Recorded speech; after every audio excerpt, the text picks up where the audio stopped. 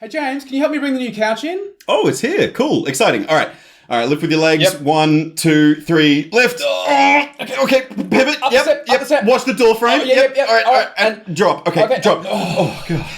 There we go. Isn't it great? Yeah, I mean, there's like a couple of stains over on that bit, but... Yeah, well, it's second-hand and it gives it a bit of character.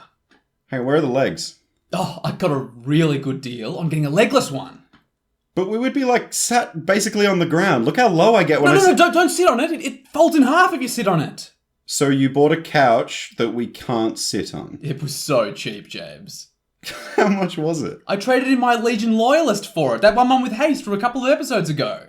Well, I just found one on IKEA on my phone. It's exactly the same size. It has legs. No stains. We can pick it up today. Oh, how much is it? Probably like a mana crypt, steam vents, mana drain, and a first sphere gargantua. What's the Gargantua for? That card sucks. Oh no, that's from me to you, so you can build it for me. Throw in that whiteboarded rampant growth and you've got yourself a deal. Done.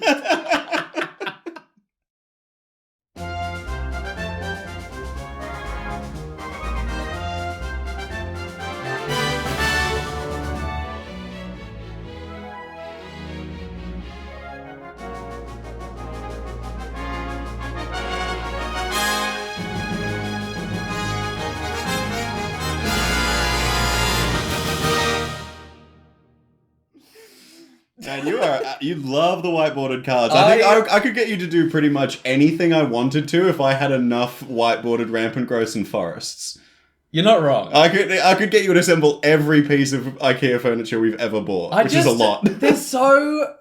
I don't know. They're such a special place in my Sentimental. heart for them. Yeah, I appreciate that. It's from a time that I remember. Well, welcome to the Get Commanded podcast by the Greensboro Commander community. It's the GCP by the GCC and POG, Palms Off Gaming, sponsor of this podcast. We're all uniting forces to help you to have better games of Commander. I'm your host, Walt. And hello, Commander players. I'm your other host, James. Now, before we get to the inevitable spooky transmission from the Space Commanders, I would like to remind our audience again that if they enjoy what we do and enjoy the content we create, the best way to support us directly is by signing up to our Patreon. It's amazing now. We've got some really, really cool stuff as rewards for being our patrons. Like, we can even look at your decks and help you edit them and make them better. Guaranteed games with us over Spelltable or in person. There's some cool stuff, so you can check it out on patreon.com/getcommandedpodcast. Yes, it's the absolute best way to support the things that we make and get more amazing content out to you. But we do have an incoming transmission from the deep depths of the galaxy, from the Space Commanders. It's time to get commanded. The template you developed for building a commander deck previously spanned 3 long broadcasts and contained highly detailed discussion. In the interest of posterity, condense your template such that a new resource is constructed, one that commander players may refer to more easily. Alright, so 1 episode to go through 3 episodes of content that we had. It was like 6 hours, I think, or 6.5 hours by the time we detailed. Tallied them all up. So this was 14, 15, and 16 Correct, of the podcast. Episodes 14, 15, 16 are the ultimate guide to deck building. If you've ever listened to us back then, it's been a while now. It's about 20 episodes ago. Yeah, but I think I agree with the Space Commanders. It's a very, detailed look at deck building. We talked about everything. So I reckon this episode is going to be our finite guide for deck building.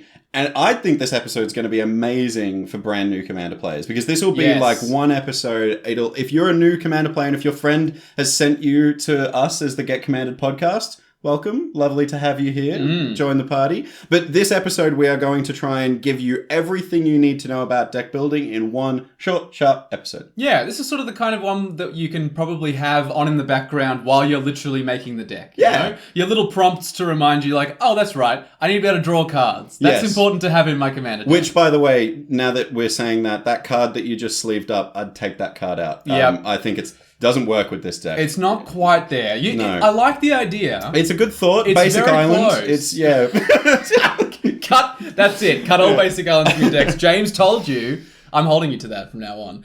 Look, we collectively, James and I, own about 30 Commander decks at this point. It's got to be around that number. With more on the way. Like, yes. I'm currently in the process of building one more. You're disassembling and rebuilding a couple. I'm staying mostly at my sort of roughly 15 mark. But look, we have built 95% of those decks ourselves, right? Like, 100%. We have. I own one precon. I think you own a couple of precons. I own a couple of precons, but like I wouldn't count them towards like my Commander decks. Like I've edited a couple of precons, and we actually did an episode on upgrading precons a while ago. A couple episodes back. Yeah, the ones that I've built, it's been pretty much me, and it's my idea from start to finish. So we've done it a lot of times. We have, and like this is just a guide, and the sort of philosophy we were imparting during that big long 3-episode ultimate guide was that the numbers are a starting point basically, and so you should learn to master the rules, and these are kind of the rules as we're going to outline in this episode.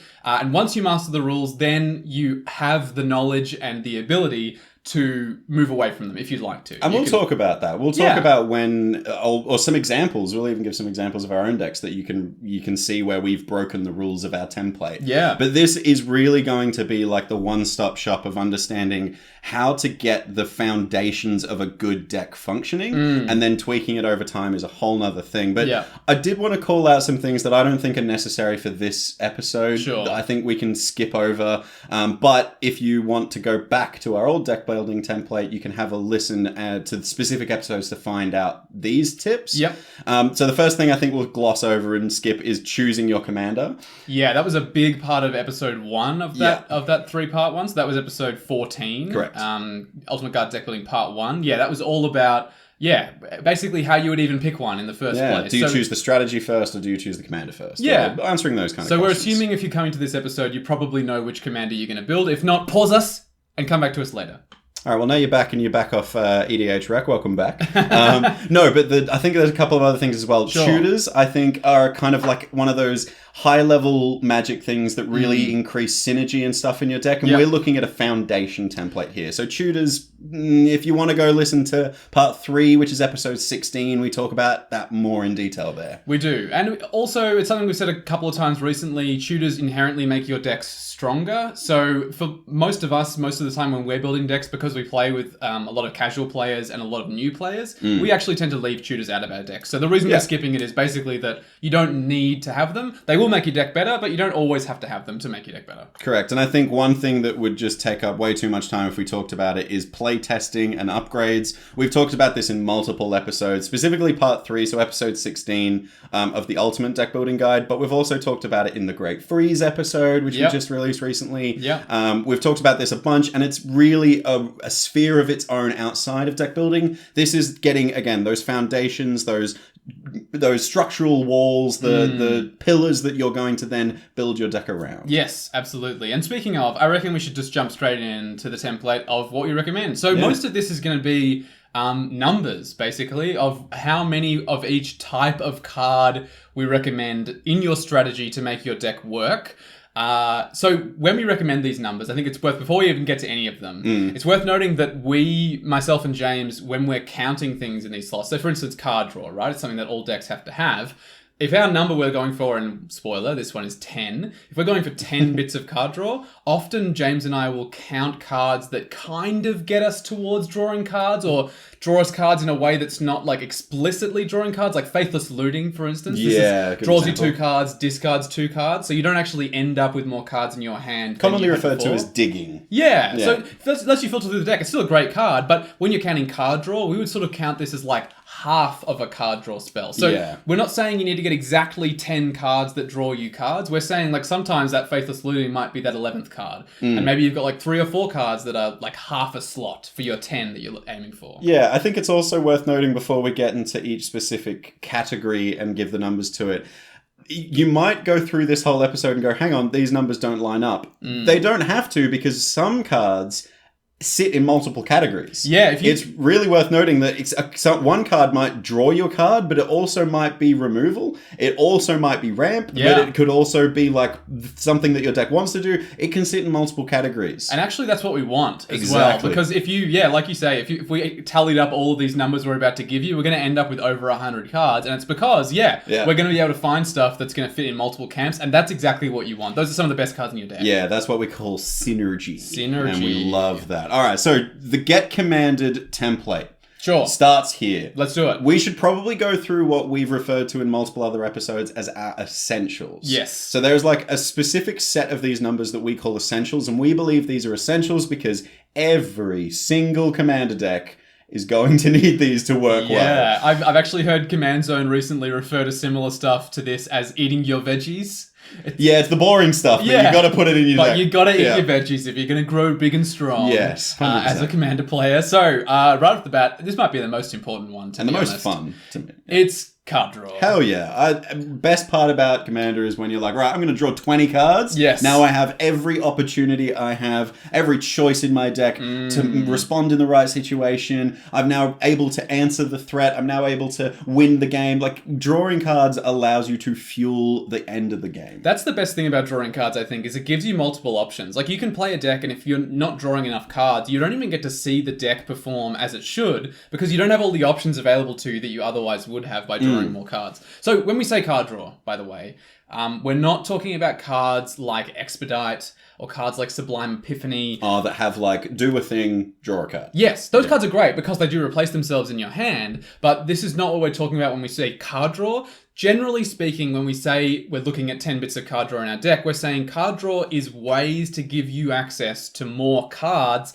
than you otherwise would if you just untap, upkeep, draw a card every turn. Yeah. So most of the time, these are going to be cards that just say, draw 3 cards on them or something like that. Harmonize is a great card. Harmonize is a great card. But sometimes they're going to look a little bit different. Like in red, we're often going to have cards that say things like exile the top 2 cards of your library. You may play them until the end of your next turn. This is still giving us access to more cards, even if it's not putting them directly into our hand. Yeah, and in some situations, even some decks that like play from the graveyard really consistently, that's card advantage. So there's like, I even tag my cards. If you look at my Moxfield lists that are tagged in the show notes at the bottom of this episode, you can go onto my deck list, and I actually tag some card draw as card advantage because it might not be putting it into my hand, might be putting it into exile for me to cast, but yeah, it's still giving me access to more than I usually would. Yeah, I don't do exactly the same thing as this, but I have a similar thing where when I'm building a graveyard deck, I will still track cards that draw me cards. Like I still have 8 or 9 bits of card draw, but then I'll have a separate like mill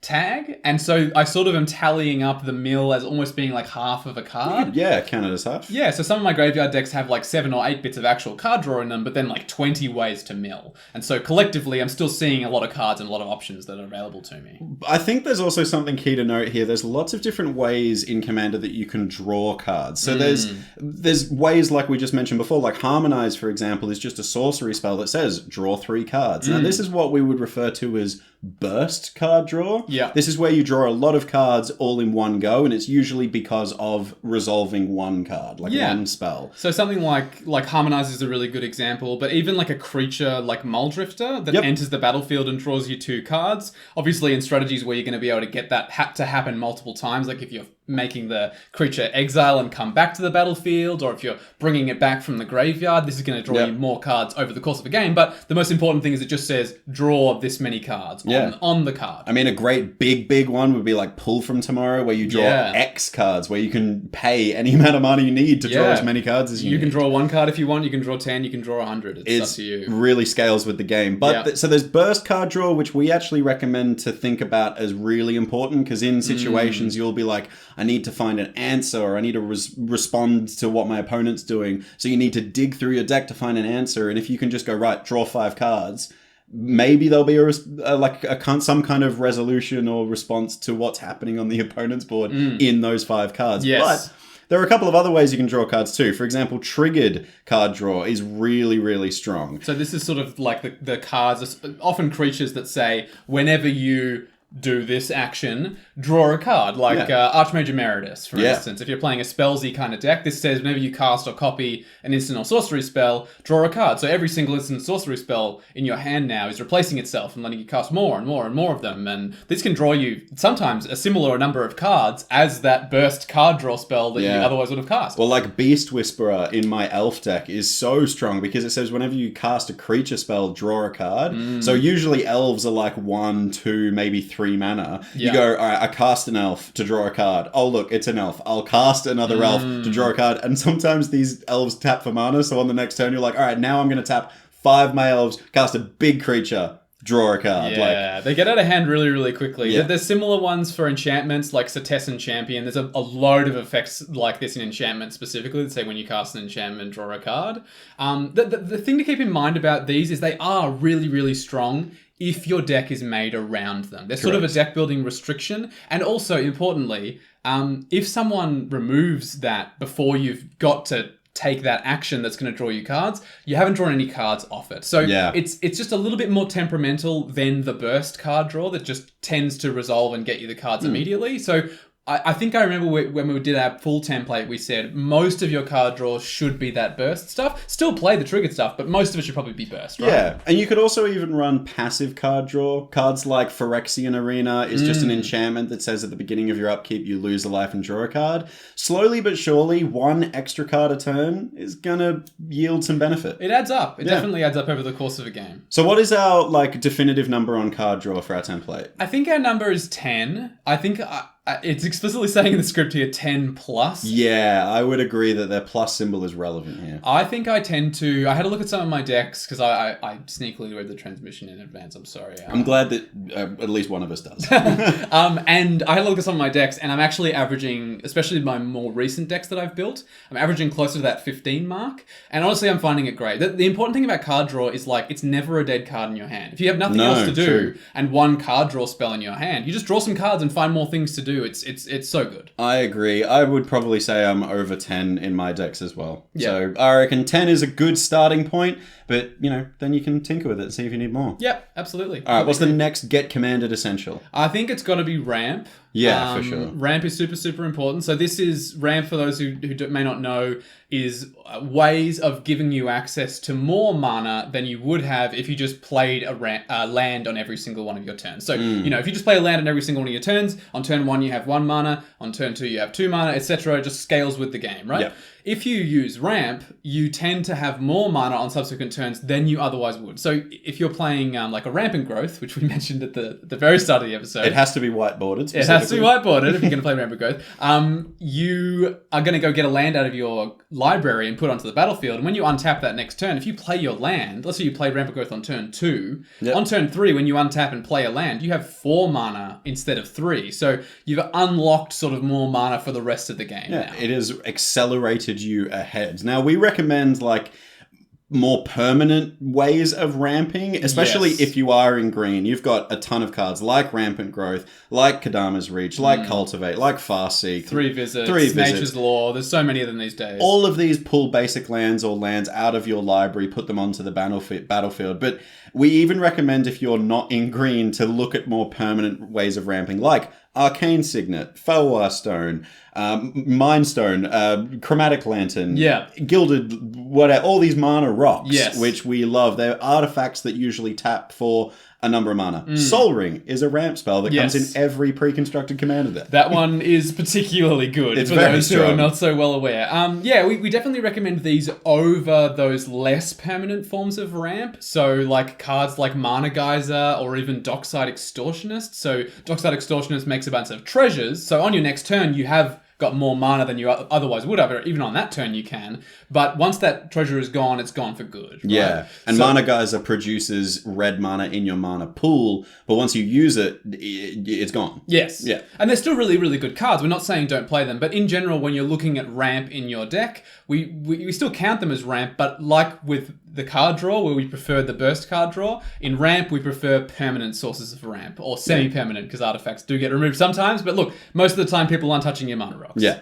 And there is another way of ramping with cost reducers as well. Like the medallions are a good example of this. They need to be reprinted really badly. They're very expensive right now, but yeah, like Sapphire Medallion makes your blue spells cost 1 less. Emerald Medallion makes green spells cost 1 less. Yeah, when you're in a monocolor deck, these cards are amazing. Exactly, and then you can go with other kind of cost reducers as well. Like there's Joyra's Familiar, for example, which makes historic spells cost 1 generic mana less. Mostly you're doing this for artifacts, but yeah, you could reduce legendaries as well. In my wizard deck, I have Wizards of Thay. This is a card that makes instant sorceries cost 1 less. It also has Myriad, so when you attack, it tends to reduce them even more. It's a cool card. Cool. But like, yeah, because my deck is so full of spells and I want to make them as cheap as I possibly can, like the cost reducers become really good. So it's similar to the triggered card draw we were talking about, where we said, you've got to make sure your deck is kind of built around it. The cost reducers are the same. You want to make sure that whatever you're reducing the cost of is something you have lots of in your deck. Like there's no point playing a Joyra's Familiar in your deck if you don't have many artifacts and you don't have many legendary things, because you're not really going to get that reduction very often. It's not really like ramp if you're not getting a reduction on the thing that you want. And over time, if you play enough of these cost reducers and they stick around for long enough, it can usually yield you so much more mana benefit than like a mana rock. Absolutely. The really upside is enormous. Yeah. Something else that I really want to make sure that we go through is how much mana you should be spending on ramp. This is something that we hated on the Manaliths in the last time we talked about this. Now, Manalith is a card that's basically 3 generic mana for an artifact that taps for 1 mana of any color.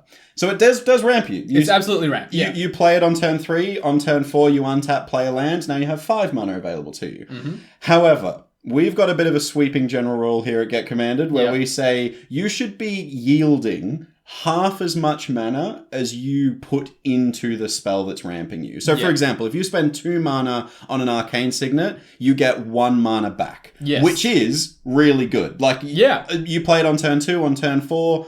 on turn 3, you'll have 4 mana. That's amazing. For example, then you could spend 4 mana on a ramp spell. You should be getting 2 extra mana from that. Yeah. Half as much as you spend. The typical rate, right? This is like a card like Explosive Vegetation that gets 2 lands out of your deck, or even Sky Shroud Claim, this kind of thing. And similarly, the mana rocks that tend to cost 4, ideally, will give you about 2 mana back. Yeah. Thran Dynamo is really good. You spend 4 and you get 3 mana out of it. Yeah. And it can tap when it comes in too. That's a really good card. We are finding as the format gets faster and faster that 2 slot tends to be the sweet spot with ramping. Most of the time, there's so many 4 mana commanders specifically, and so being able to spend 2 mana and on that turn 2 to ramp you ahead by 1 means that on turn 3 you can cast that 4 mana commander. So yes, the 2 mana tends to be the sweet spot, but yeah, you can play the 4 mana ones that get 2. We generally don't recommend the 3 mana rocks that get you 1 mana out of them, like the Manaliths, unless there's some like other upside out of it. So for instance, I play a couple of copies of the card Patriarch's Seal. This is the one that taps for a mana of any color, but you can also pay 1 and tap it to untap target legendary creature. So I've got a couple of decks where my commander has a tap ability that I really want to use. Then that's really worthwhile running in those decks. Yeah, like my Kaza Wizard Tribal deck taps Kaza to reduce the cost of a spell. If I tap Kaza, use my Patriarch's Seal, untap Kaza, tap Kaza again, the next spell I cast is going to be way cheaper than it otherwise would have. Yeah, that's pretty sick. All right, so the ramp total number, what are we looking at? Well, this one's iffy, I think, because we've specifically talked about ramp in the context of Mana Curve, the episode Mana Curvy, where we actually looked at the possibility of building a deck with no ramp at all. Yes, well, one of our gods that we pray to here at Get Commanded is Sam Black. Yes. Put out a very interesting tweet about how he builds commander decks, and he generally says mana rocks are a trap. Yes. And now this is a different opinion, and we have investigated it and we've played around with it, but Sam Black generally builds very, very low to the ground decks. So very, very low mana curves, which you can check out episode 25 where we talk about it more in detail, but no ramp. Just runs more consistent lands that hit every single drop and play to curve. It's a really different deck building style. I would say for people who are new especially, don't do it until you're really familiar with how your deck should progress over turns. Also familiar with cards that are impactful at lower mana value. use. Yeah, it's very easy to do this, I think, and play because he plays more lands and no mana rocks, and he plays these impactful low mana value spells. It'd be very easy to try and do this, and then put a bunch of cards in that actually don't do very much. Yeah. And end up just sort of spinning the wheels and not going anywhere. So look, you can do it. So I'm saying with the number for ramp, I'm sort of saying it depends. So I don't know, anywhere from 0 to about 15. But all that said, I think both of us tend to average about the 10 mark. Yeah. 100%. I think if you've got a reasonably average mana curve in your commander deck, so it's like your average is 3.2, whatever, 3.5. Yeah. I think 8 to 10 is totally serviceable, but if your mana curve is getting higher, you'll need more ramp. If your mana curve is lower, you can go less ramp. Yeah. That's basically the gist of it. But definitely. 10's a good number. We'll stick to that. 10's definitely a good number. There's always exceptions, obviously, to every rule. If you're playing a lands deck, like a landfall deck, you want more ways to get lands on your deck, so that's going to vary. But yeah, I think 10 to 15 is probably a good sweet spot. All right, next category. I'm going to say we need to talk about removal, because that is part of our essential toolkit, because definitely you are the veggies going to want to respond and remove something on your opponent's board in every game of Commander you play. Absolutely. When you're building a deck, including a card that says destroy target creature might not seem fun because you can't imagine it comboing with another card, or you can't imagine it doing something really cool, but you're going to play a Commander game where you really want to see a card that says destroy target creature. Yeah, this is the kind of thing you're not going to realize you need until you're playing, and then suddenly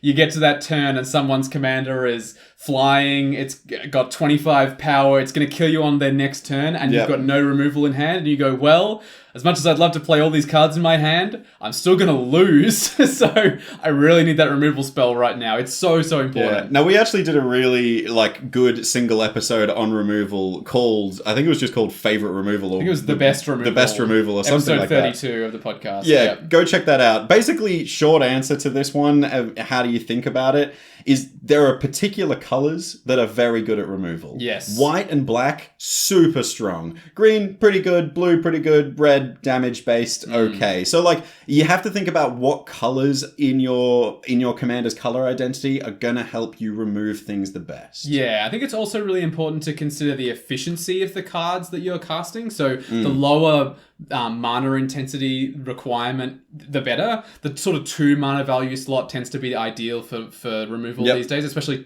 targeted removal to be specific. But then the inverse of that is you can play less efficient spells if they have high synergy with your deck. So I think we talked about how I've got my Tygam Spellslinger deck that gets to basically when you cast an instant or sorcery, it rebounds, so you cast it for free in your upkeep again. And a card like Crush Contraband, which is a 4 mana removal spell but gets rid of 2 different things, when you can get that to happen twice, that's 4 mana, remove 4 targets. That's really, really good. It's pretty strong in that deck because of synergy. Yeah, and look, there's a bunch of different things that we can talk about with removal, but I'm going to say go and listen to episode 32 if you want to learn more about removal. But there's also 2 different types of removal that are very specific, and you alluded to it a second ago. There's targeted removal and mass removal. So mass removal is when it says destroy all creatures, or blow up all enchantments, or exile all planeswalkers, whatever it might be. If it's doing something to all, that's a mass removal spell. So what do we recommend for single target, and what do we recommend for mass removal, Walt? I think most of the time you want to be getting rid of a single thing at a time. There's sort of one identifiable threat, which is why we recommend that number be quite a bit higher. So I would say targeted removal, we said about 8 to 10. I think this was also one of those ones where we said these days we're opting for the higher end of that range. Yeah, for sure.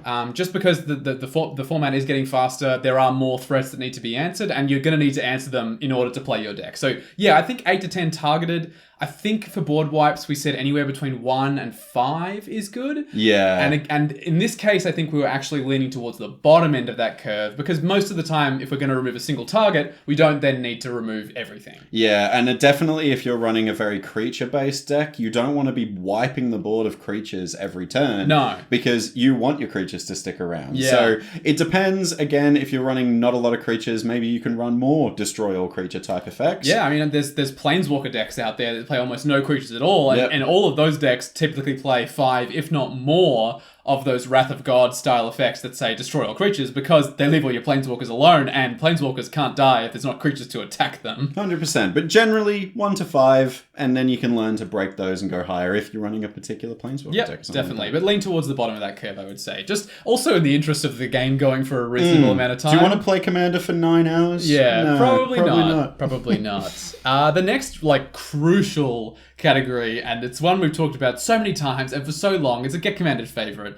Lands. Oh, yeah. This is a lesson I learned really early on in my Commander deck building experiences. I built a Scarab God deck, which is still a favorite of mine. I actually played it against you just earlier today. Yeah. But it was a favorite, and I wanted to tinker with it, and I changed so many things, and I fell into a very common trap when you're building a new Commander deck or tinkering with it, which is where you look at a new card, and you're like, oh, this card's awesome. I want to put it in my deck. All right, which card do I take out to put it in? All these cards are really good. I'll just take out a basic land. It'll be fine.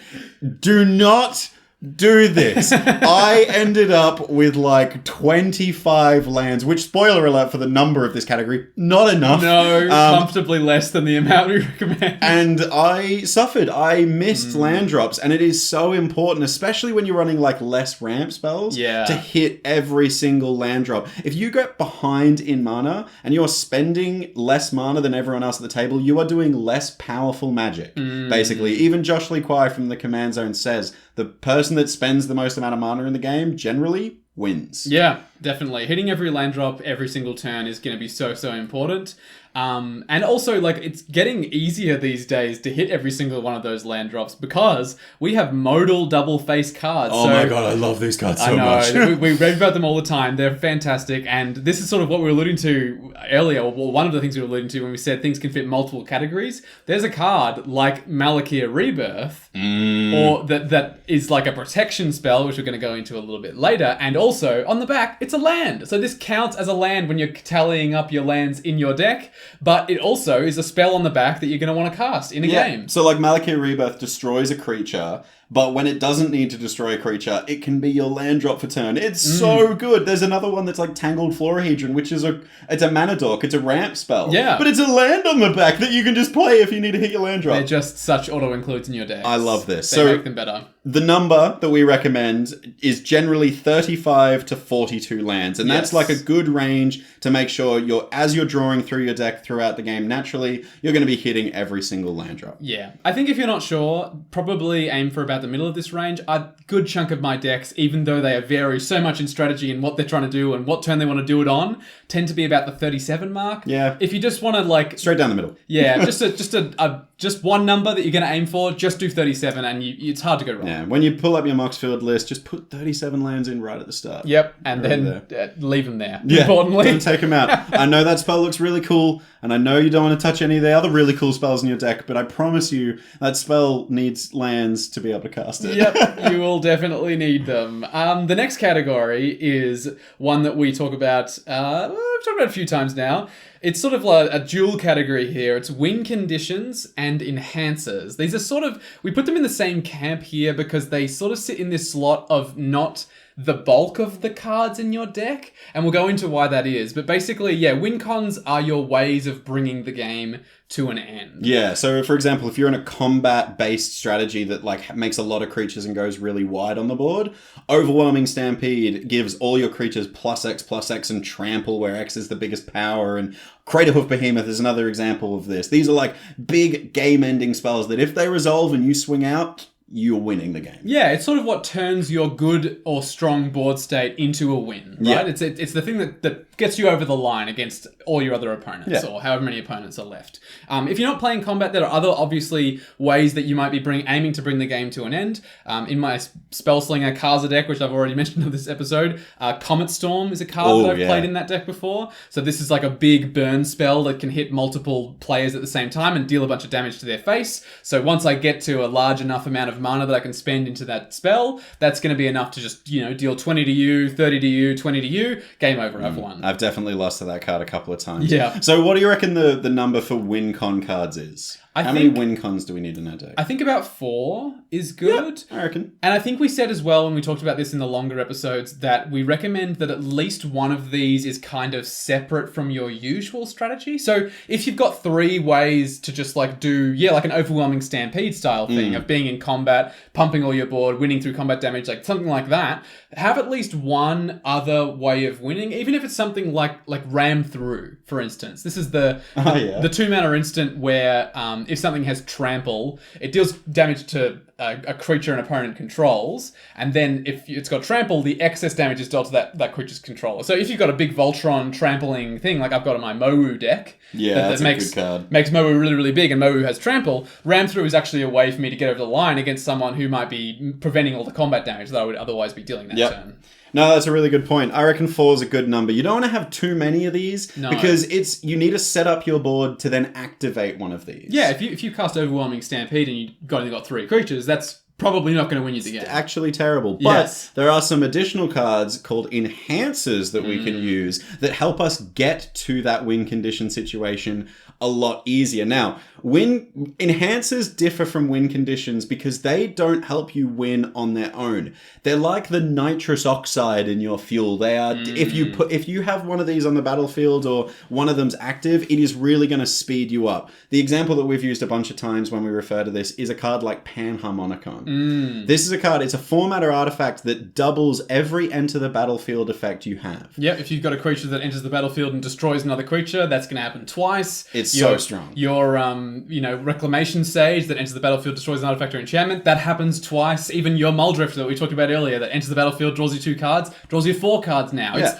In so many decks, it's going to be the thing that really greases the cogs and gets it all whirring. But on its own, you need to have an enter the battlefield effect before it does anything, right? So just having Panharmonicon and nothing else to do is actually nothing at all. Like Swarm Intelligence is a sick card that says whenever you cast an instant or sorcery spell, copy it. But if you're not casting instant or sorcery spells, it's a 7-mana enchantment that does nothing. Yeah, there's a bunch of cards like this, Anointed Procession and similar effects tend to double your tokens. Tormod the Desecrator might be one where if you're milling yourself and casting stuff from your graveyard, you can make a bunch of zombies, but none of these do anything on their own, which is why when we recommend the number for the enhancers in your deck, we tend to recommend about 5. Yeah. You really, really don't want too many of these, or you're just going to find yourself with a bunch of things that could be really exciting, but aren't really exciting right now. This is probably the one number which I would say don't go over. No, not because even in situations where we talk about breaking the template, enhancers really don't do anything on their own. So if you have a deck full of them, you're just going to have a deck full of a board state that says you could be doing something cool here. Yeah, you really don't want to have a board state that says, one day. If I draw like a card that actually does something which I don't have in my deck, I'll get you. Boy, Yoda. Shake fist motion. All right. Don't play too many. Don't play too many is the main message. But moving on to the next section, which is actually something is a little bit specific to our template that differs from other templates out there. We don't hear this one too often out there. It's protection spells. Yeah. So these are kind of the ways of protecting your board or protecting your way of winning. We really feel like people need to call more attention to this, right? I feel like we've gotten on the soapbox a few times about this. We definitely have yelled about this a couple of times, and I actually have seen it happen in games and go, if you just had a way of protecting yourself, you would have won on your turn. Just that one counter spell might have done it. Even Sajiri's Shelter, this is another one that's a land on the back. Protects, gives a creature protection from the color of your choice. Something like that can be the thing that gets you over the line. So anything that you can see that protects your board, yourself, or your win condition is going to fit in this category. So a counterspell is a great example of this. It just stops it before it's happening. Yep. Cards like Lightning Greaves, Swiftfoot Boots, these give a creature that's equipped with it hexproof or shroud. These are really great ways of keeping your commander safe. Yeah, if you're playing one of those strategies where your commander is absolutely essential, if you're trying to put a million auras on your commander or a million equipment and you really need to keep your commander around, definitely pack a couple of equipment spells, especially Swiftfoot Boots, Lightning Greaves. These are the most efficient versions for it. They're going to keep your commander safe from those removal spells. For sure. And we recommend around 5 to 10 of these. It Yeah. depends on like how crucial or how delicate your win condition is. If you've got a really delicate win condition where you need to keep like a Voltron commander, for example, on the battlefield all the time to kill each opponent, you want to protect it. You want to pack a bunch of protection. Or if you're playing a combo deck that walks like a tightrope of a combo, you're going to want to make sure that combo happens. Yeah, well, if you're playing a combo deck, your protection for that might be just having more combo pieces in your deck. Yeah, you might even redundancy. Redundancy, basically, might be your protection of making sure that no matter what, there's a way to navigate your way to a victory. And it's really important to have those, which is why we recommend them so highly. All right, well, I think that's like what we've talked about in all the other episodes, but there's one more thing that I think we should put in our template officially. I think I know what you're referring to here. This is something we've mentioned before recently. I mean, I think we might have even given the number for this recently, but we haven't specifically called it out in our deck building guide. So it's a new one for those of us, if you've heard the original episodes. It's cards that, quote, do the thing. Yeah, and we're trying to be really generic here with do the thing, because every deck strategy is different. Like, you might have a graveyard deck. I might have an instant and sorcery deck. You might have a creature-based deck. I might have an enchantment artifact deck, blah, blah, blah. Every deck is going to have a different strategy. Yeah. That's why we love Commander. But your deck has a strategy. So you need cards that follow that strategy, that do the thing. If you're in a tribal deck, if you're playing a wizard tribal deck or a goblin tribal deck, most of your payoffs and enhancers and win cons are going to be based around having a bunch of creatures of that type. Yeah. So if you don't have a bunch of creatures of that type in your deck, cards that do the thing, you're not going to be able to get to your win condition. Exactly. Like in a flicker, enter the battlefield kind of deck, you want cards that enter the battlefield and do stuff. Yeah, it's like we were saying with the Panharmonicon. In the same way that we need the Panharmonicon before anything else happens, we need the bulk of our deck to be the stuff the Panharmonicon makes better. Yes. Which is going to be, in this case, creatures or enchantments or artifacts that enter the battlefield and make something happen. And do the thing. So, for example, if we're in a landfall-based deck, we need ways of getting lands onto the battlefield more quickly than we like just playing them once per turn. Yeah. So, cards like Kadama's Reach are both a ramp card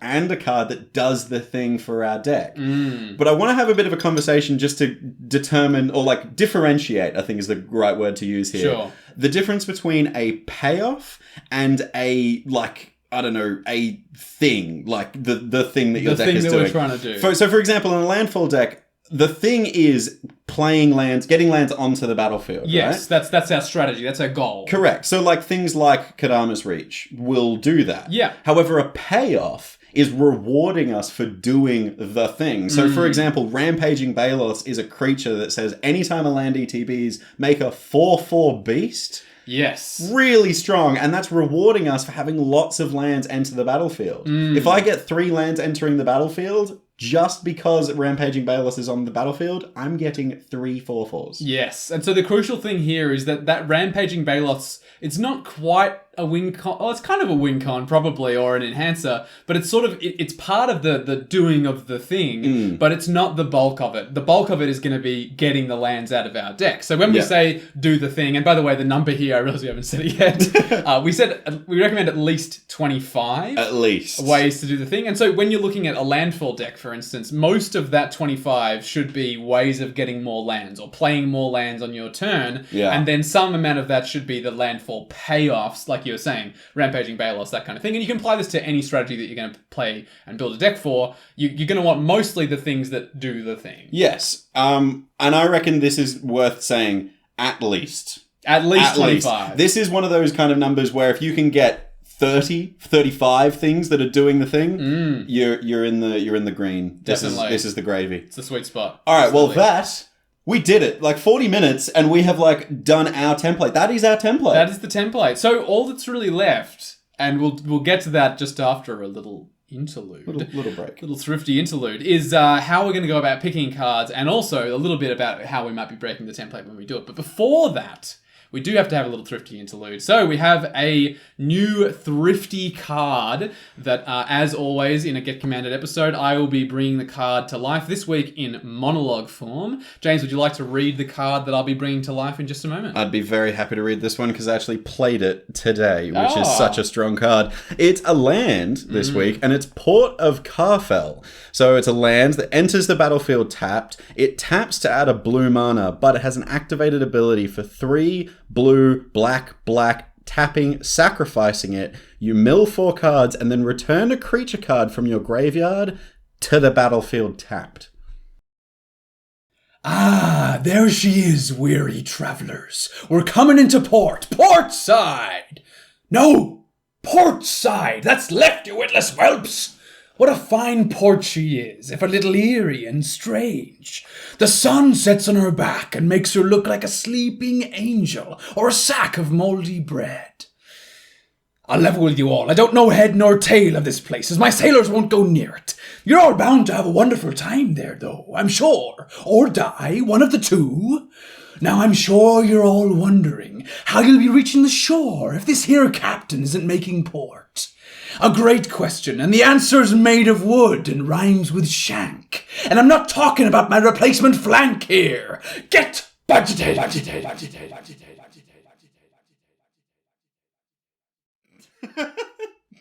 So, is this like Thrifty Thursdays, the cowled merchant car salesman? Did he have like a side career as a pirate? He was in disguise on the run from the authorities, probably tax evasion or something of the sort.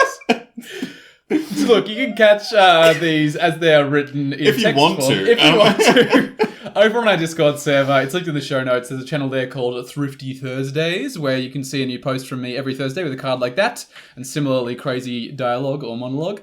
And you can also see me bring some of these to life in video form over on TikTok at Get Commanded, our new TikTok channel. So check us out there if you'd like to see them in video form. Yeah, we're really excited to use this TikTok platform for some interesting stuff. We've made some investments recently, got some new equipment and some gear. We won't spoil it too much, but one of the things may be a green screen. Oh, I can't wait to go to Port Carfell, actually. And see it in the background, in the distance. Hilarious. Yeah, that's the dream. Well, let's get back to it. So we have our deck building guide here. That's it. That's the template. Yeah, we've given you the numbers. That's all the numbers that we have for you in that regard. So thanks for Commander Players. We'll see you in the... No, we've got more to talk about. A little bit more to talk about. One of them is something we have also talked about a bit more recently than deck building, which was mana curve. We've actually referred to this before when we talked about how Sam Black builds his decks a little bit differently than the rest of us. Mana Curvy is the name of the episode 25. We basically took a deep dive at the way in which you could build your mana curve and how you should go about doing that, and a very specific look at Sam Black, where he plays a lot of lands, no mana rocks, and a lot of high impact, low mana value spells. That was one way of doing it. We identified that the rest of the decks that me and James play actually sort of sit at a rough range of anywhere between 3 and 4 in average mana value. Yeah, this is like your average mana curve across most Commander decks. Like if you go onto EDH Rec, it'll show an average distribution of mana curves across a bunch of different decks. And generally, in between 3 and 4, that's your average That's the average spot. mana value. And when you look at the curve, the reason we call it a mana curve is because it should kind of go, 3 should be the highest number on that curve, and followed by 2 and 4, and then it should sort of peter out at either It should look end. like a little mountain. Yeah. If you were to stack all the cards up next to each other and put all the 1-drops in one pile, 2-drops, 3-drops, 4-drops, that 3-drop pile, 4-drop pile, they'll be the highest. Yes. So it should peter out, especially towards the top, where we get tempted to put those really exciting big spells, but we're not going to get to cast them very often, so only a few of those. Yeah, don't put like 8 drops. They're not going to do much. They won't happen. Now look, there's generally like a lot of things we can talk about in this episode, and we did in episode 25, like Walt said. So go and check out that episode for more in-depth detail on mana curve. But generally, when you're building your deck, you should keep this in mind. And there's a couple of little things that you want to ask yourself while you're building. Definitely. To help you kind of give yourself an idea of what your mana curve should look like, where it's going to be, how it will work. So the first thing I think you should ask yourself is, what would your turn 1 look like? What does your turn 3 look like? And then what does your turn 5? What does your turn 7 look like? What's your goal with those? Yeah, what are the spells that you want to be casting on those turns? They should line up with how much mana they cost to cast. Yeah, I'll give a really good example, actually, which is Catilda and Leah is a deck I'm currently brewing. This is a deck where whenever you cast a human spell, an instant or sorcery card in your graveyard gains flashback until end of turn. So basically, you can cast the spell from your graveyard and then it gets exiled as it resolves. But the thing I realized about when I was building my mana curve for this one is the thing I need more than anything else in my early turns is spells, especially on turns 1 and 2, instant and sorcery spells. Yeah. Because then when I cast my Catilda and Leah on turn 3 or 4 or whatever it's going to be, and then on that subsequent turn when I'm casting humans, I've got some spells that I can then flash back. Because obviously my deck's not going to do anything. I can get Catilda and Leah out. I can cast a bunch of humans. If there's not instants and sorceries in my graveyard, I'm kind of wasting my opportunity. Yeah. So this is like, think, what's step 1 of your deck strategy? What's step 2? What's step 3? You should see that in your mana curve as you go through. Definitely. I think the next thing that you should think about is, can your deck cheat on mana costs at all? Yeah. So for example, my Scarab God deck has an activated ability where I can exile a card from my graveyard or even my opponent's graveyard, which is pretty cool.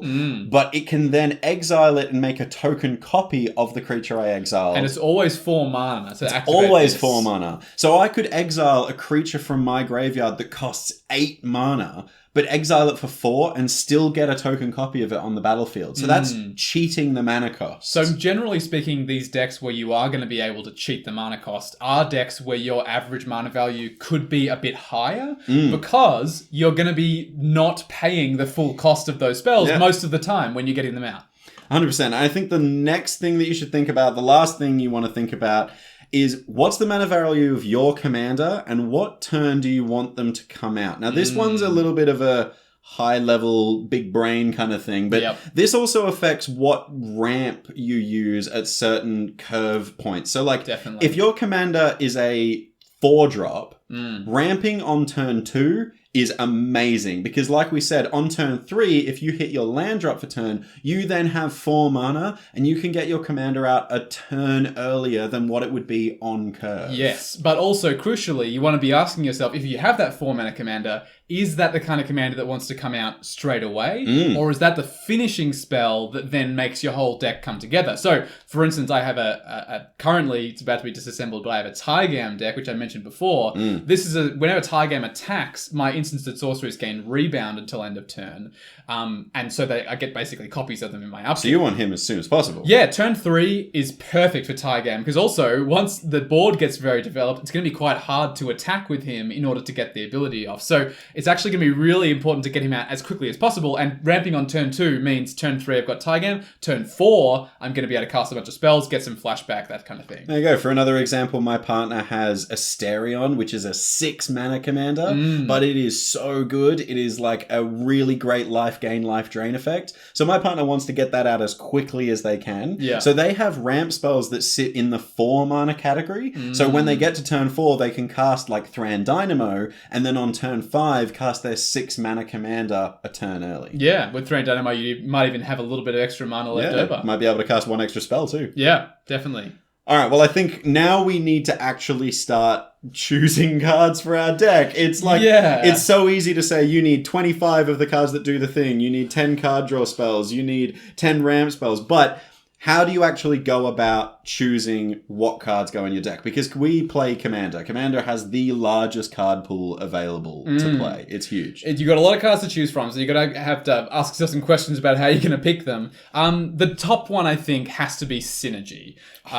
So does the card synergize with your deck? And I think a really important question to ask at the very top of this question is, how many cards within your deck does it synergize with? Yeah, so for example, if it helps +1 counters, or creatures with +1 counters get something, how many cards in your deck are giving creatures +1 counters, or how many creatures will have +1 counters? And if it's like 10, 15, 20, 25, 30, you're like, amazing. If it's only 1 or 2, you're like, maybe, this would synergize if this card has it on the battlefield as well, and this, that, the other. If you have to ask yourself, or if you have to say and explain a card's worth in the deck by saying, if this and this, and this card as well, and I also have green card sleeves, and my playmat is blue, then the card starts working, that is a reason not to include that card. Yeah, there's too many things you're going to need before it's going to work. The exception to this rule, of course, is if something synergizes with your commander specifically. Yeah. That's the whole point of commander, right? We have access to one card for the entire game, so no matter what, we're going to have access to that card. So if something synergizes but only with your commander, sometimes that can be fine because your commander is something you're always going to have. So in that Tygam deck, for instance, I have an aura that gives him unblockable, and whenever he attacks, I scry 1. That's perfect because it synergizes with having to attack with him every turn. There's nothing else in my deck I want to give unblockable to, really, but because I really need it for Tygam, it's totally fine to include that card. Yeah, it keeps Tygam protected, Yes. which is one of our protection spells. Definitely. All right, well, I think a natural, like, really key thing to think about with Commander is the unique thing about our format that restricts us into only being able to play cards that are in our Commander's color identity. So this is cards that are blue because your commander has blue represented in its colors on its card, whether it's in its casting cost or an activated ability, what have you. So when you look at color identity, it's a really good idea to think about what colors are good or not good at doing generally in Magic the Gathering. We talked about removal and stuff like that, but if you're in a life gain deck and you're playing a commander that's green, blue, and white, I'm going to spoiler alert for you. Blue, terrible at gaining life. Yeah. I can't think off the top of my head that a card that gains you life in blue. I struggle to think of one genuinely myself. can't. But because we've got white in our commander's color identity, we now have a ton of options in our commander's color identity. So say, for instance, we were in that deck and we're looking for a board wipe. Fumigate is a board wipe that gains us life. That is awesome. And that's in the colors that the color is strong at doing. It's gaining life. I mean, white's really good at board wiping as well, so that's a perfect example. Yeah, absolutely. And likewise, if you're looking at ways to draw cards and you're playing Prosper, Tomebound, this is a black-red deck, and there's a lot of actually quite good card draw in black, but Prosper cares about casting spells from exile. So actually, in this case, you're going to want to lean into that red card draw we were outlining earlier, which exiles cards and you can play them, because those effects are actually going to synergize more with your commander. So it's sort of, you got to think about what colors your commander is and what colors are good at each thing your commander wants to do. And then sometimes you're going to have to ignore the common wisdom of going like, oh, but blue's better at drawing cards. You might go, well, actually, I really want my green card draw here because my card draw needs to be based around creatures and how big they are. And green is much better at doing that. So we've talked about this a lot, but there's like some typical traps that you can fall into here. Like everyone says feed the swarm is like a staple if you're in black. But if you're in white and green, for example. Yeah, if you're in white, green, and black. Yeah, if you're in those colors, or Abzan colors, you have so many ways of destroying a target enchantment. Feed the Swarm is objectively the worst way of doing it. You could be playing like Nature's Claim, which is way more efficient, instant speed, not going to lose you life. Whereas Feed the Swarm is, yes, an essential in black if you are only in black, because it is the only way in black to remove a target enchantment. But if your commander has white in its color identity or green, those colors are incredible at removing enchantments. Yes, so you've really got to be aware of that color pie, and this is something we definitely went into a lot in the removal episode in terms of picking those spells. But yeah, in general, just be aware of what kinds of effects your colors are good at, and then pick cards accordingly to that. Yeah, something else that I think that you can like immediately go, yes, this is a good card to, is if the card fulfills multiple roles in a deck. So we talked about this at the start of the episode when we were going through all the numbers, but if you add up all those numbers that we just said before, you're going to have more than 100. Absolutely. So you are going to need cards that do multiple things. Like one of my favorite ones, for example, is like in my proliferate +1 counters and infect deck, I want cards that proliferate, but I also needed cards that like draw me cards. So Tezzeret's Gambit proliferate and cantrips and draws me a card as well. So like, well, draws 2 cards, I think. Yes, draws 2 cards. Yeah. So that is card draw. Yeah. Love that. Yeah. No, that card's amazing because it's filling multiple categories in that deck. Absolutely. Even, if your removal spells can also be doubling as card draw. Like that's something that you're going to be wanting to be doing.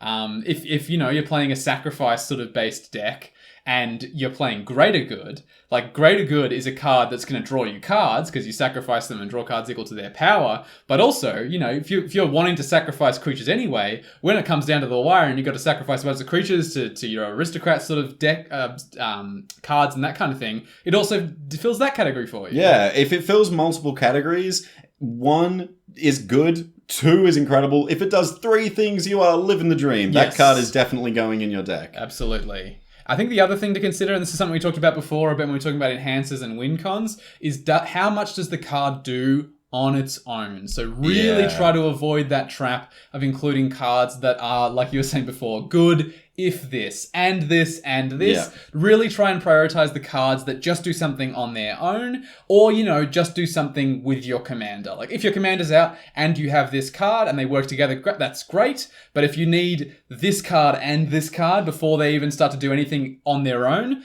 probably you should cut those cards. Yeah, a really easy question to ask, a really easy way to answer that is, if I have nothing but lands, does this card do something? Yes. Yeah. Definitely. Does it contribute to me winning the game? Yeah. Absolutely. All right. Well, I mean, that's a pretty good way of analyzing a card. We've now given all the numbers, but we've referred to ways to break this template on multiple occasions, and I think it's worth us kind of spending a little bit of time on some examples from our list, because our lists are available, by the way, in the show notes, as we've said. Both of them Oxfield profiles. Yeah. I guarantee you can go into a couple of our decks, and Walt and I might not be following our own template. No. Exactly. It's true. This is definitely the sort of thing where once we've learned the rules really well, we've understood that there's times where actually not only can you break the rules, you probably should break the rules a bit. So I know, for instance, your Yuriko deck. Yeah, this is a funny one. Yeah. I hark on about card draw being one of the most important parts of our essentially... You play so much card draw. I love to draw cards, but in my Yuriko deck, I had a look before we recorded this episode. I am running a total of 5 spells that I've tagged in Moxfield that draw me cards. That's not 10, James, you hypocrite! Ah, dear Walter. Dear Walter, my commander puts so many cards in my hand. It's true. Yuriko says whenever you deal combat damage with a ninja to an opponent, you exile the top, or you reveal the top card of your library, plus each opponent loses life equal to its mana value, so that's pretty cool. This is the win con. Yeah, but you also then put it into your hand. So if you hit someone with 3 ninjas, which, by the way, ninjas are generally pretty sneaky and evasive creatures. Yes. You're going to draw 3 cards, essentially. That is incredible. So I don't need to run 10 pieces of card draw for me to fulfill my card draw requirement, because my commander is always on the battlefield. She comes out really cheap.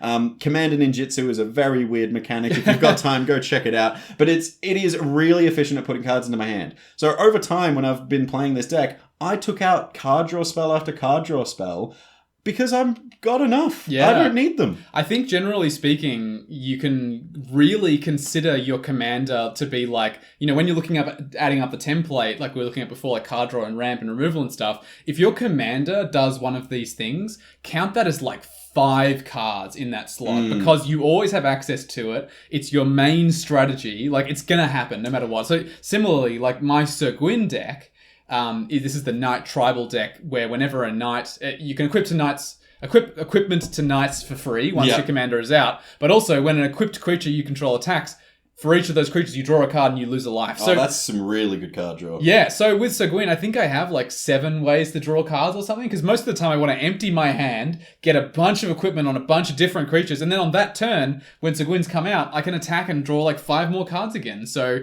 I'm not really worried about it so much. But for example, we talked about mana curve a lot in this episode. Your Averna deck breaks our template extremely. I think your average mana curve is over 4, right? It's 4.24. That's more than in between 3 and 4. It also breaks a couple other rules. Averna's got 20 ramp spells, I want to say, or something like that, which is funny because Averna actually does kind of ramp in the command zone. But look, it's a landfall deck. I want as many ways to pull lands out of the deck as I possibly can. And also, the sort of secret commander of my deck is Emoti, Celebrant of Bounty. Such a strong card. When it's on the battlefield, field and you're casting 6 CMC spells or above, which it cares about, Yes. you're winning the game. Yes, and so basically my whole deck is built around finding emoti and then casting 6 drops. So yeah, my curve has to be really high to accommodate 6 and more mana value spells. And look, it kind of makes sense, right? I'm getting a bunch of lands out of my deck. I'm getting access to a bunch more mana. So of course I'm going to have more mana to spend. I can play more of those high impact spells. So there are times where you want to break the template, and we do it all the time. And if you go and look at our Moxfield decks and go, hey,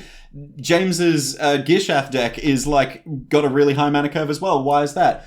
Jump on our Discord. Ask me that exact question and I will explain it to you. You can actually talk to Walt and I. We're like small content creators. We'll explain why we've broken our own template. So yeah, jump in our Discord and ask us why we've broken our own template. It's true. And the other thing you referred to a moment ago was our Moxfield. Oh yeah, we actually haven't spoken about this yet. No, I think we should have a little moment to talk about some of the resources we use when we build our decks. We've mentioned Moxfield a lot this episode. It's really the best place to build your decks. Yes. If you're using Tapped Out or anything else, at least give Moxfield a go. It's got so many amazing features. Importantly, the tags feature is one that me and James have referred to several times in this episode. We use it all the time. You can tag cards as the roles they fill in your deck. So when you're looking at, your greater good, you can tag that as card draw because it's something that can draw you cards in your deck, and you can actually create a deck-specific tag that might be something like Sack Outlet, or Sacrifice, because it's a way to sacrifice something. And you know what your deck's going to do when you sort into tags? It's going to show them in both camps. So this is the best way to visually look at your deck and go, actually my numbers are pretty close here. I remember the day before I started using websites like Moxfield to build my decks, and I would be on my playmat kind of putting cards into piles. Yeah, going, physically in piles. I need 10 card draw spells, and I would look at a card that I've chosen specifically because it goes in multiple camps and goes, well, I can't rip the card in half. I need to put it in 2 places. You've only got so many physical piles that a card can go in. Moxfield is incredible. It does like an analysis on your mana curve. You can play test on the website. You can. We are huge fans of Moxfield. We're still messaging the creators saying how much we love them. So if you're listening, reply to our emails. But there's like a couple of other websites that are really integral to like building Commander decks. And I think the one big resource that everyone knows is EDH Rec. Yeah. So this is the database, and when I say the database, it is the database of Commander decks made online. So the database itself will scan all Commander decks that are like loaded into deck building websites like Moxfield, like Tapped Out, and it will analyze them. It will identify the cards that it uses. It'll identify the average mana curve. It'll identify everything about that Commander deck. So when you go on to EDH Rec, I'm like, I'm building Finn the Fangbearer. I want to know what the average Finn the Fangbearer deck looks like. If you go onto EDH Rec, it'll show you the top cards that appear in all the decks. Yep. It'll show you like some really high synergy cards. It'll show you like separating them into like categories. Like here are some really good utility lands for this deck. Really, really great resource. Really, really great way to make sure you're seeing the cards that other people are using in your decks. If nothing else, sometimes at the beginning of your deck building process, it's good to have a look at what the EDH Rec for a deck looks like, because it's going to give you an idea of what it might play like. Yes. You're going to sort of see the cards that are commonly appearing in these lists. Yeah. To be honest, sometimes I've gone to make a deck, looked at EDH Rec, looked at the cards everyone's playing and gone, it's another one of these decks. Yeah. And I haven't progressed past there. I don't want to do that. I don't want to do that. It's a really, really good way of spotting those cards that you might have missed during your other searches for cards, and just generally seeing the way that people are playing Commander. But look, the main way that we're going to be looking for cards, and then maybe checking EDH Rec to see if they're there, is Scryfall. At least for me. This is a bit of a Walt side hobby. Like Walt, one of Walt's key hobbies is playing Commander. His other hobby is looking at cards. Just like researching cards. Look, sometimes when I'm bored at work, I will pull up Scryfall, especially when a new set's about to come out. I'll just browse the cards. You on Scryfall. Clearly do not have enough to do at work. Sometimes at work I do that. Look, Scryfall's really, really good. There's the advanced search, which is a really good way to search. I personally use the syntax you can use. There's loads of ones you can learn. There's actually a little syntax guide in the top right corner of Scryfall that you can use. I've been recently teaching myself syntax. Oh, good. Yeah. I'm getting better. I find in particular it's really, really good when a new set comes out and you want to know what cards you're looking for, but also if you're just building for a deck. Like, I'm building my Kaza Wizard Tribal deck, right? I'm going to want to look for wizards specifically, right? That's a card I'm going to be searching for. Sure. You can type into Scryfall search. You can type T:, or you can type in the word type, wizard. So it will search cards that are wizards. Yes, Yep. you can do that. You can add legal :EDH or legal :commander. So that'll make sure to take out any of the cards that are illegal, like uncards or, Banned cards that are banned. or something. Yeah. Yep. Then I would probably, I would maybe stipulate like mana value. Yep. And then I can work out like roughly, if I want really cheap wizards, I might go MV less than 3. And then it's only going to show me creatures with mana value less than 3. And also, importantly, about now, probably earlier, you should type in your commander's color identity. Oh, so you yeah, can right. type in CI : and in my case, blue-red, UR. And now, when I hit search on that thing, it's going to show me every wizard that is legal in commander, legal in my red-blue commander deck, Yep. and costs less than 3 mana. And you can add a bunch more things to that. You can type in the word is : ETB, and that will show you every wizard that has an enter the battlefield effect. Which is weirdly a lot. Yeah, wizards, it's a thing. They do it well. They do it well. But you even, this is a great one for players that are building on a budget. You can actually add like a price range. So you can say like, I want no cards to appear that cost me more than $5. Yeah, that's a maximum range for me. I'll type in USD, US dollars, less than 5, and it will only show me cards that, according to the databases it's checking, will cost me less than $5 on the secondary market. It's really cool. All of these resources have so many hidden features that you should really investigate as a new player to see how you can abuse them. And even as experienced players, there's still things that I'm finding out about Moxfield that just make my analysis for my deck so much better. But for a new player, like for example, the salt meter on EDH Rec shows how salty a card is. So that's if people like it or don't like it. So if a card's got a really high salt score, you might not want to play it because you don't want to upset your play group. So these resources are incredible. You should definitely go check out all of these resources. Absolutely, completely agree. Well, that's just about all of it. So remember, the numbers we recommend for building your deck are, we want 10 bits of card draw. We want anywhere between 0 and 15 bits of ramp, ideally about 10. For removal, we're looking at 8 to 10 bits of targeted removal, 1 to 5 board wipes or mass removal. Lands, we want 35 to 42. We want about 4 win cons, about 5 enhancers, about 5 to 10 protection spells, and about 25 cards that, quote, do the thing. Minimum that many cards. So, Space Commanders. Command received. Hey! 1 hour, 10 minutes, pretty good. That's pretty good. I'm feeling good about that one. Yeah, me too. So, to listeners out there, do you feel commanded? What do you think of our template? Are there any numbers that we outlined here that differ from the numbers that you use when you build your decks? And if you're a new Commander player and you're using our template to build a deck, please jump on our Discord and share your deck list with us. Yeah. Share your Moxfield list. And you can get in contact with us in a bunch of different ways. You can join our Discord, which is linked in the show notes. You can even see Walt and I play Magic the Gathering and on that Discord quite a lot. Yeah, you can play some Spell Table with us, potentially. Yeah, that's really exciting. And you can send us a tweet on Twitter, you can send us an email, all this kind of stuff. So we really have an incredible community going on there that are very friendly, very welcoming. So if you have a deck that you want people to look at, even if it's Walt and I, even if it's other members of our play group, that's the best place to do it. Absolutely it is. And look, we're going to say specifically for this episode, if you're one of our more established listeners, do us a favor and share this template with friends of yours who are just getting into Commander, who are just starting to build their own Commander decks. It would really, I think, help them a lot with building their own decks. And also it'll help us to grow and reach more Commander players like you. Yeah, tell your friends. And also, in kind of the spirit of this episode, if you want to support what we're doing and spread the message of the Get Commander podcast to have better, more fun games of Commander, you can support our mission by checking out our Patreon page. It's linked in the show notes. It's the best way of supporting us.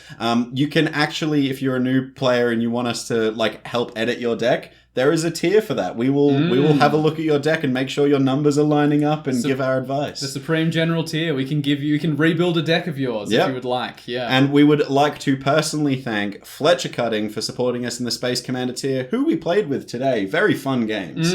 You're the best, Fletcher. You're the best. We like you a lot. We would also, of course, like to thank the sponsor of this podcast, Palms Off Gaming.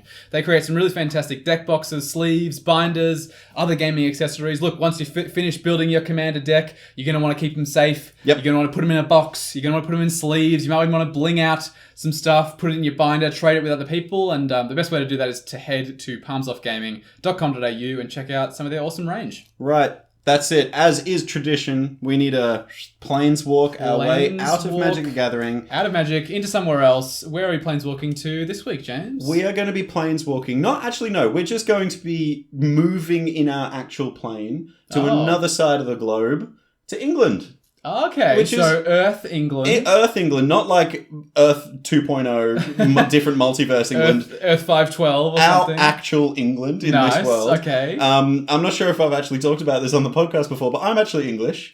I don't know if we have talked about this before. No. I'm aware of it. I've been told. Yeah, well, my accent is like basically gone. There's a couple of words that some people have pointed out that I've said on the podcast once or twice. I mean, I talk with you a lot, and I notice a lot of them. There's certain explicitly like British things where if you talk about them, if you talk about anything tea related, if you start talking about tea and you say pop the kettle on. Pop the kettle on. Pop the kettle on. Yeah. Like get a little bit of that Yorkshire sort of like thing that happening. Northern English accent. Yeah. Well, this is the thing. I am from England, so the only family that I have in Australia, funnily enough, my sister isn't even actually in the country at the moment.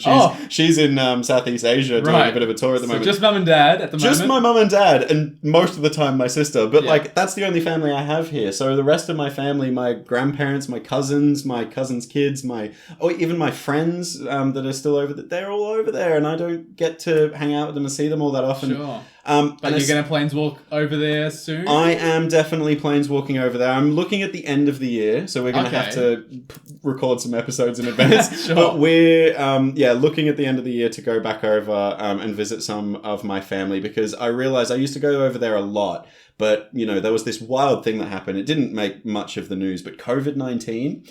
I heard about that somewhere. It was like this, I don't know, cough you got or something like that. I don't know. Something like that. Weird. Anyway, it meant I couldn't travel.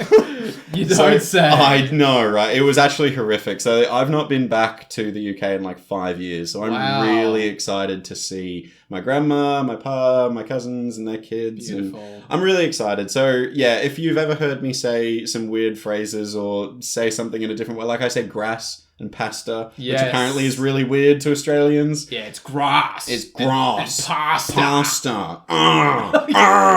Yeah, is the sound I make. But yeah, if you ever hear that, the context is I'm actually English. What are some of the favourite spots that you're looking forward to seeing the most? Aside from the family and everything, places that you're looking forward to going back to.